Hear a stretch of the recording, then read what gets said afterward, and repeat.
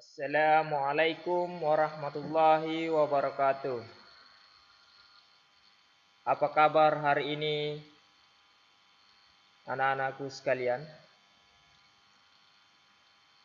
Nah, kembali lagi bersama saya Mukhlis di pembelajaran matematika, di mana di pembelajaran sebelumnya kita telah membahas sedikit ulasan tentang bilangan bulat. Nah, pada kesempatan ini kita akan masuk di operasi bilangan bulat yang pertama, yakni penjumlahan bilangan bulat. Nah, pada penjumlahan bilangan bulat ada cara-cara yang akan kita pelajari. Yang pertama itu kita akan menjumlahkan bilangan bulat dengan mistar hitung.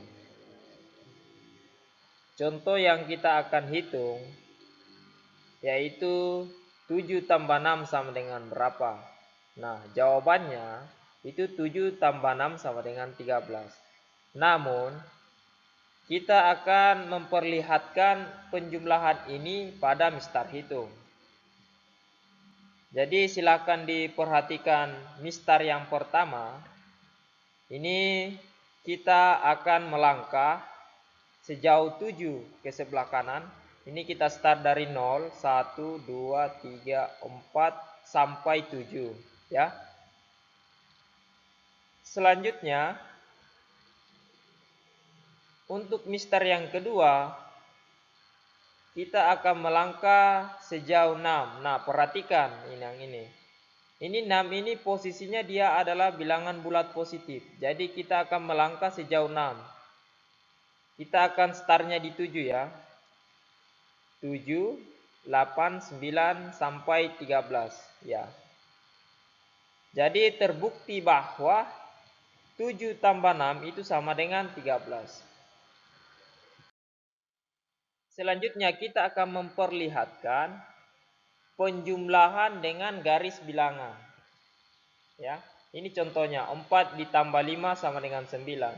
Nah, ditunjukkan di garis bilangan. Yang pertama kita akan melangkah ke sebelah kanan sejauh 4 ya. Kita startnya di 0. Jadi 1, 2, 3, 4. Nah, yang kedua perhatikan yang ini. Posisi 5 ini dia adalah positif. Maka kita akan melangkah sejauh 5 ke sebelah kanan dan startnya dari 4 ya.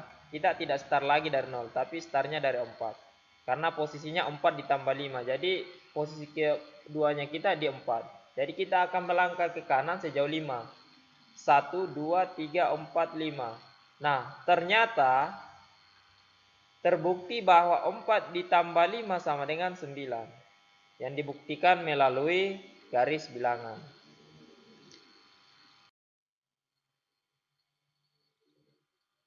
Selanjutnya kita akan masuk di sifat-sifat penjumlahan pada bilangan bulat.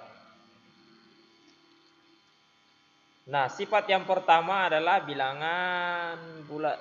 Sifat yang pertama pada bilangan bulat adalah sifat tertutup ya. Ini sifat tertutup. Nah, dijelaskan bahwa hasil penjumlahan bilangan-bilangan bulat juga merupakan suatu bilangan bulat. Nah, contohnya, jadi silakan didengar. Contohnya, 1 ditambah 2 sama dengan 3. 1 ini termasuk bilangan bulat. 2 ini termasuk bilangan bulat. Dan hasilnya 3 juga termasuk bilangan bulat. Ya. Jadi semua bilangan, ketika bilangan itu bilangan bulat, kemudian dijumlahkan dengan bilangan bulat juga, maka pasti hasilnya juga akan bilangan bulat ya.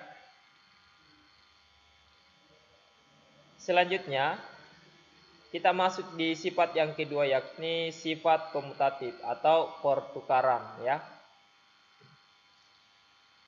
Perhatikan bahwa untuk sembarang bilangan bulat A dan B berlaku A tambah B sama dengan B tambah A.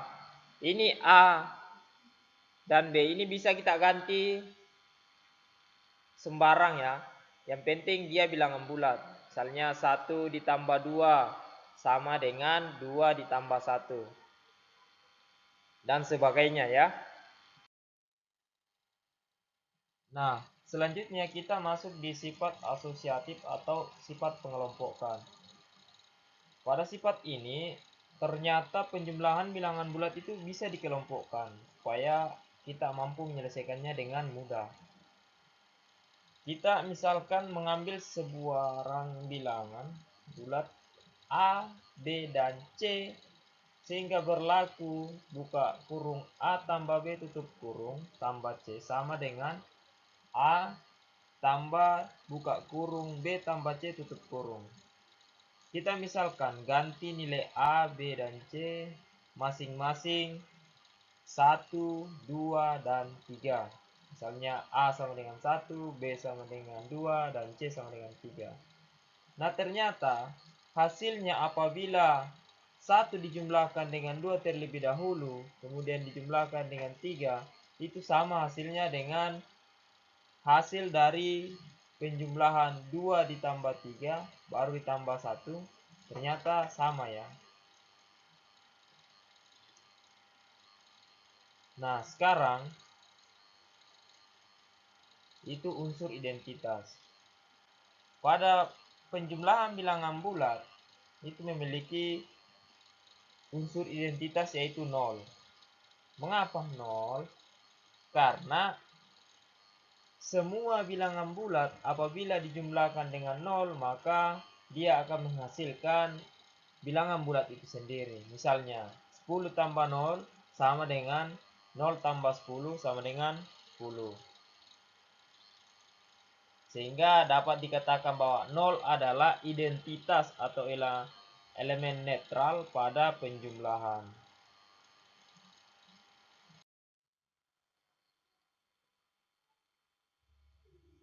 Kemudian untuk materi yang terakhir yakni invers jumlah atau lawan suatu bilangan.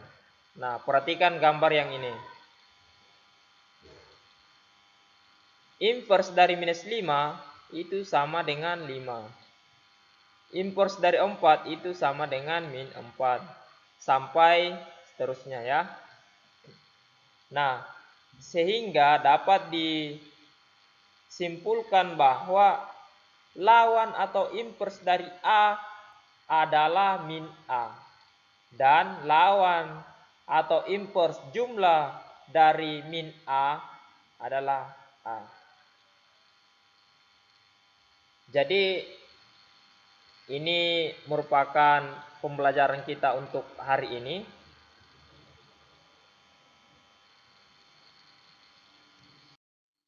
Untuk pembelajaran selanjutnya kita akan masuk di submateri subbab ya. Materi pengurahan bilangan bulat. Jadi sebelum saya akhiri, saya himbau kepada anak-anak sekalian untuk tetap belajar di rumah dan membuka materi pengurangan bilangan bulat, sehingga pada pembelajaran selanjutnya ketika ada yang tidak dipahami mengenai pengurangan bilangan bulat bisa ditanyakan langsung kepada Bapak. Jadi sekian pada pembelajaran kita hari ini. Saya rasa cukup sampai di sini. Marilah kita menutup pembelajaran kita dengan membaca hamdalah. Alhamdulillahirabbil alamin. Assalamualaikum warahmatullahi wabarakatuh.